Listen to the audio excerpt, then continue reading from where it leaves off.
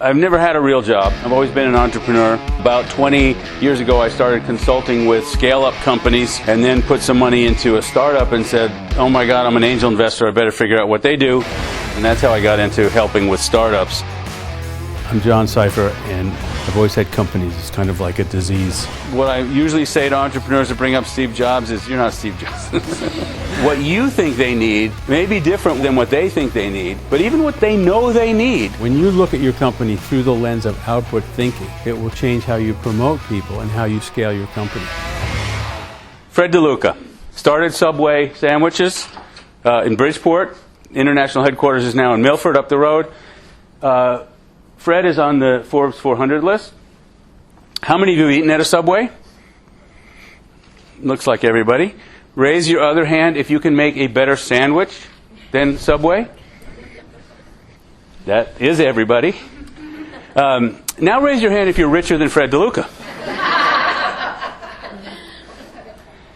It's not about selling sandwiches to people that eat sandwiches that made his success. He's selling to people that run little sandwich shops. We've been thinking about how people fit into our companies wrong. We think about people in a hierarchy. Who reports to you? Who do you report to? What your job title is?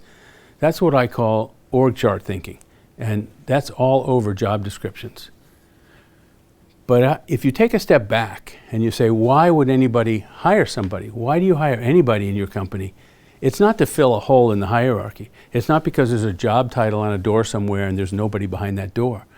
You hire people to produce some output, to actually do something.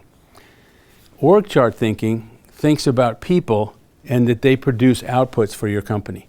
I'm going to suggest you want output thinking, which thinks about the outputs that are produced by people. And I can see you going, wait a minute, you just changed some words around. How's that any different? Surveys are not a way to get data at this stage. And the reason is twofold. One is it's really hard to make a good survey. It's a science and an art and a skill, and there are many, many examples of the fact that if you just change a couple of words in a survey, you'll get a totally different answer. The second thing is what I said before. What people tell you has very little accuracy in predicting what they're going to do. And in fact, I have gone to restaurants. As an entrepreneur, I love feedback. I love giving feedback. I love getting feedback.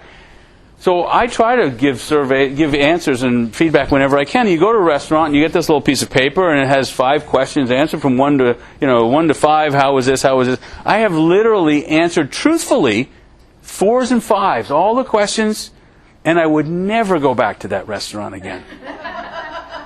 Because they didn't ask what was things that I cared about. Was your food hot? Yeah, it was hot. It was terrible, but it was hot. They didn't ask, did I like it? Well, let me tell you a story.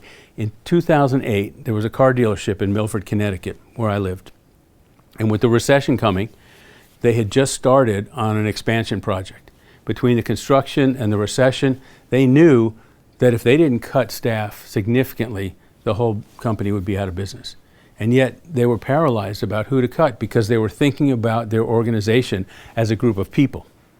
They were thinking about the loyalty of those people, the people they knew, and they didn't know how to pull the trigger.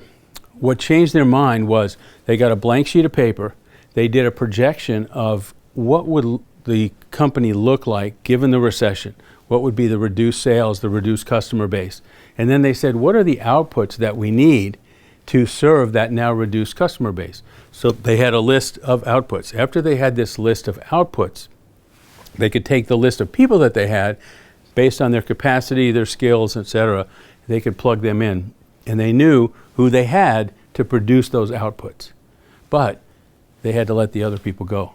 This didn't make the job any less horrible, but it did make it possible for them to make the cuts that they needed and to save the company. Output thinking is not just semantics. It's not just a new way of phrasing things. It's actually a new way of looking at the company. And the reason it's so powerful is that outputs are more powerful and more permanent than your people. Entertaining kids is a problem.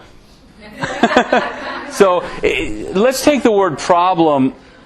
Let's make a bigger definition of the word problem. It's not just something that hurts. It's gains and jobs to be done. So if you're in the design world, they say, what's the problem? Well, the problem is we need something that looks like this and does that. It's not a problem the way, I got 99 problems. But it's a definition of what has to happen. So, yeah, new toys for kids, that's a known situation. People are spending money, time, effort to entertain kids. And so toy companies try to come up with new ways to do that all the time. The problem is known.